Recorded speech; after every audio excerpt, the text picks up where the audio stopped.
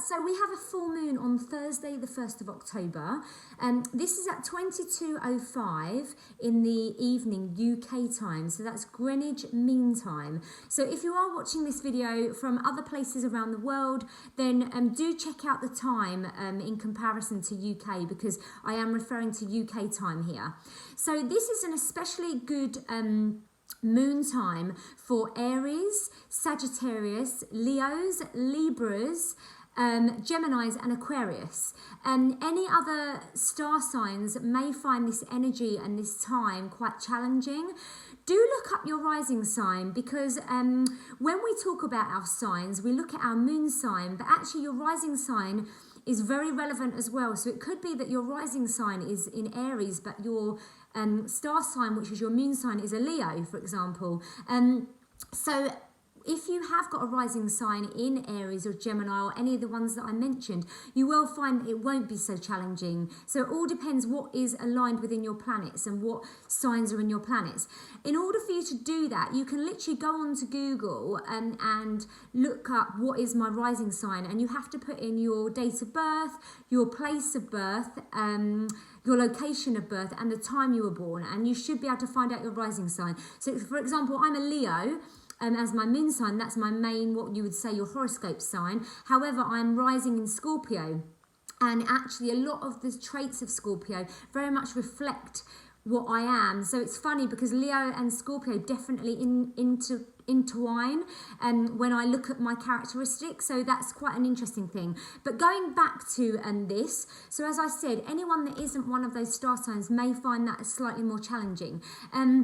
So the energy around this full moon is very fiery and very rash. So it's kind of, as I say, it's a very fiery energy. You might find that you feel a little bit off. It's certainly not a calming energy. There's some questions that you kind of need to look at throughout this full moon, and I'm going to go over them with you. So first of all, have you been quite hot-headed and selfish and argumentative? Which is funny because I said the energy is very fiery and very rash. And this is always a time where we could be a little bit more argumentative than we need to be. We could be a little bit more hot-headed, not really thinking about what we say or do before we do it. So rather than reflecting on the outcome and what it's going to do, we kind of just go in full guns blazing. So this is really about a time of reflecting and seeing where you've maybe been a bit too hot-headed, maybe a bit too selfish, a bit too argumentative. The other thing is, have you been too fast or impulsive this month? So have you been trying to get ahead and not really kind of holding back? So impulsive in your decisions, impulsive in what you're doing, and then kind of regretting it, maybe just being a bit too fast and not slowing down. That's another energy. Again, within this energy, it's fiery, it's rash, as I say. Have you been too brash or blunt or competitive? So have you found yourself being a little bit too me and so competitive that you're trying to win against others but not in the best way? So that's another thing you can look at. Have you ignored other people's sensitivities? So have you kind of been so involved in your own situations and your own selfishness that you've kind of neglected others' needs? So that's another thing. And lastly, have you had enough fun? Because this energy is quite fiery, it can make you be a little bit kind of, what's the word I want to use?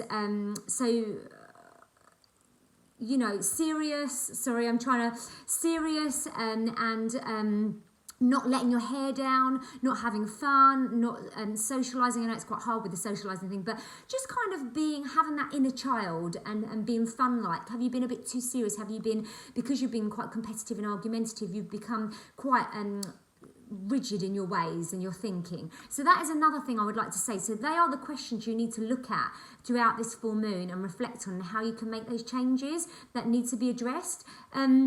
So the message for this month is that life isn't a race or a competition. So that's quite interesting, because I said that this month is very much about, have you been kind of trying to race ahead too much, be too competitive? So it's trying to say to you that there is always time. We're here to learn our lessons, but we have time. It was a funny thing the other day. I stumbled across some people who had achieved so much. Like one lady who had achieved amazing things in her 70s, Another man had achieved great things after he was 50. So there is no rush. You will always get where you need to be, and you are always at the right place at the right time for you. So this is about saying that it is no race. There is no point in trying to charge ahead if you're not ready. We all do this. We all do this. So it's saying that, there is no competition. There is room for everybody in this world to be successful. There is room for everybody to have happiness, to have, their desires. So hold back. Don't be so racing ahead, and just take a step back and reflect on where you are and where you need to be.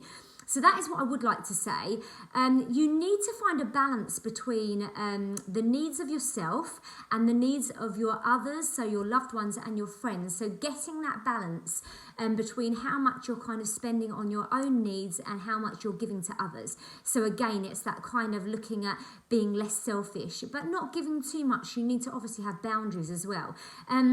There's also a need, I always talk about forgiveness and gratitude around a full moon, because this is a really, really good way to reflect on where you are, but also to kind of forgive the things that need to shed from you and go away in order for you to move forward in a positive direction, but also to be grateful for all you have, because the more you're grateful, the more you're going to manifest, and the more you're going to bring better things in. So it's a really good time to write down everything you need to forgive, whether that's a person, whether that's yourself, whether that's a situation.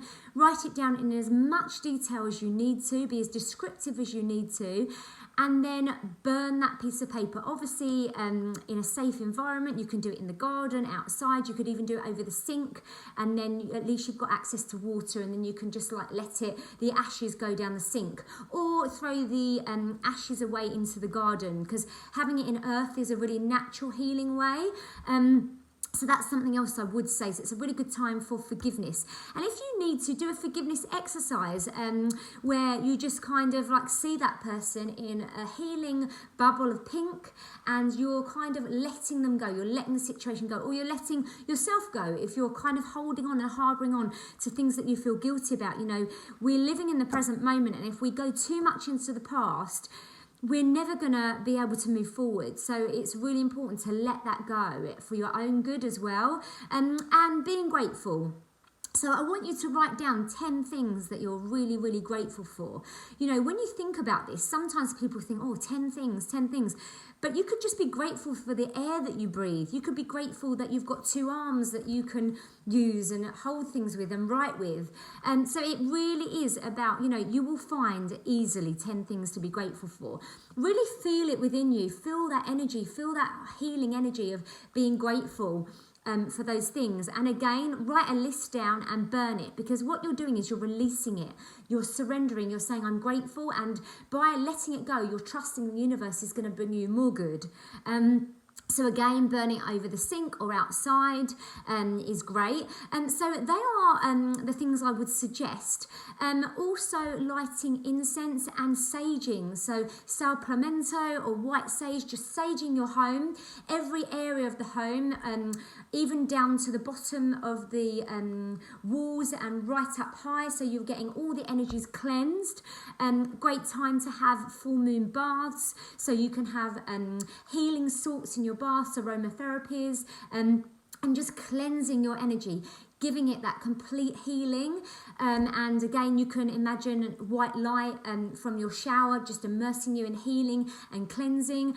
And also full moon meditations. There are so many full moon meditations and ceremonies on YouTube. I keep meaning to record some that I can do with you, or maybe do some lives one month with you. But yeah, for the meantime, there are plenty on there. And this is a really good time for you to meditate, reflect, and go within, and you will find so many answers. It's such a good time for you to raise your vibration when you meditate. So again, give that a go. Do some full moon meditations.